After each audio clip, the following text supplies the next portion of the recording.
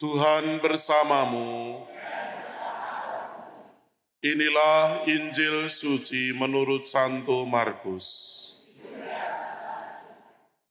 Pada suatu hari berkatalah Yesus kepada murid-muridnya, "Barang siapa memberi kalian minum secangkir oleh karena kalian pengikut Kristus, ia tidak akan kehilangan ganjarannya.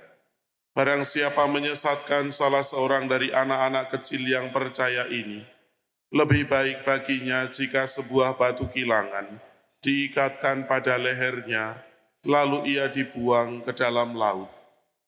Dan jika tanganmu menyesatkan engkau, penggalah, karena lebih baik bagimu dengan tangan terkudung masuk dalam kerat kehidupan, daripada dengan tangan utuh, kedua belah tangan masuk ke dalam neraka, ke dalam api yang tak terpadamkan. Dan jika kaki menyesatkan kalian, penggalah karena lebih baik bagimu dengan kaki timpang masuk ke dalam hidup, daripada dengan utuh kedua kakimu dicampakkan ke dalam neraka.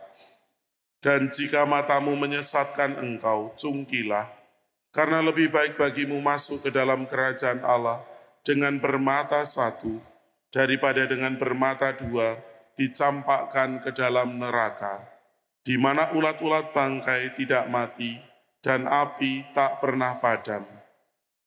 Sebab setiap orang akan digarami dengan api. Garam itu memang baik, tetapi jika garam menjadi hambar, dengan apakah kalian akan mengasinkannya? Hendaklah kalian selalu mempunyai garam dalam dirimu, dan selalu hidup berdamai seorang dengan yang lain." Demikianlah sabda Tuhan.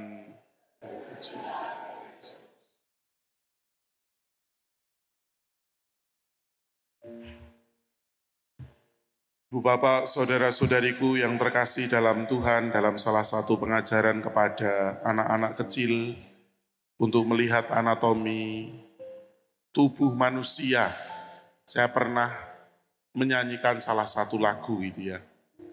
Dua mata saya, hidung saya satu, dan seterusnya itu. Lalu mereka saya tanya, bagian mana dari tubuh kita itu yang punya jumlah lebih banyak? Lalu mereka menjawab, mulai dari mata, telinga, tangan, kaki. Kemudian yang mana yang lebih sedikit? Ada mulut, lalu ada hidung, dan seterusnya itu.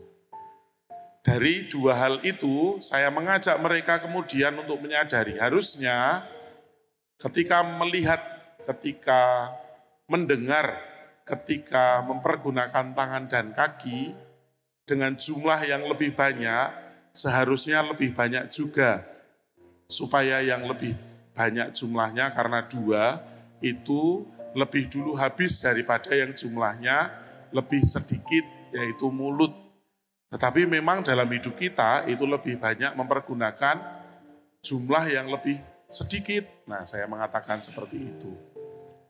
Ibu bapak, saudara-saudariku yang terkasih dalam Tuhan, saya kira Tuhan Yesus mengajak kita semua untuk merenungkan bagaimana penggunaan tubuh yang telah diberikan oleh Tuhan Allah itu dalam rangka untuk menjelaskan bagaimana kemungkinan-kemungkinan hidup manusia yang seringkali itu jatuh dalam dosa. Yesus mengatakan kepada kita semua, jika tanganmu menyesatkan engkau, tangan yang jauh lebih banyak jumlahnya, maka amputasilah tanganmu. Jika matamu itu membuat kamu itu berdosa, salah satunya, maka cungkilah matamu. Jadi kalau ini kita praktekkan dan kita pahami secara harafiah, tentu agak menakutkan. Karena di mana-mana ketika hidup di dunia ini, akan cukup banyak orang itu lalu matanya hanya satu. Kakinya itu juga timpang.